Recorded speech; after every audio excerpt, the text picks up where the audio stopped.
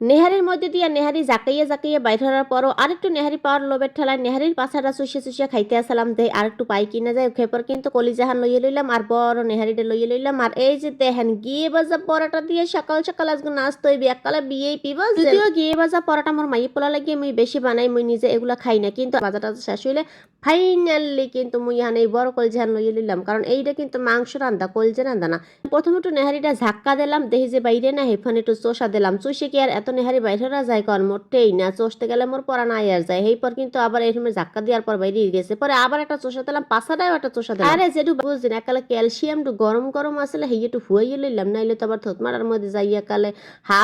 হু লাগি যাইবেন আর জীবনে প্রথমবারের মতো কিন্তু মুই আজকে সাজনা খাইতে যাইতে এসি বুঝছেন তাই মুই কিন্তু এত দামি সাজনা কিনি না কারণ মুই একটু গরিব মানুষ তো তাই মুখে বারেকটা গ্রাম দিয়ে আইসে বুঝছেন তাই ভাই মোরা দিয়ে কইলো যে আফা খান অনেক বেশি মজা লাগে তাই চিন্তা করলাম ফাও যেহেতু পাইছি তাই একটু রান দিয়ে দেখি কেমন লাগে তাই হেই এখানে ঘরে করা চিংড়ি মাছ আসলে আর কটা গুড়া মাছও আসলে হ্যাঁ কিন্তু দিয়ে একালে সুজনার মতো মাখো মাখো করে সাজনাটা রান ঢালাইছি বিশেষ করে সাজনাটা কিন্তু খাইতে সত্যি অনেক মজা লাগে যত হয়েছে এইটাই এত দামি সাজনা কিনে খাওয়া মোর পক্ষে সম্ভব না বাই 160 কেজি তাই চিন্তা করলাম ফাও যেহেতু পাইছি মিস তো হরাই যায় না এরপরে একটু একালে মনের মতো চিংড়ি মাছ দিয়ে রানছি বুঝছেন এত মজা লাগছে বিশ্বাস করেন ভাবতে আছি নেক্সট টাইম কিন্তু কিনবো স্বামীর পক্ষে টাকা চুরি হইলেও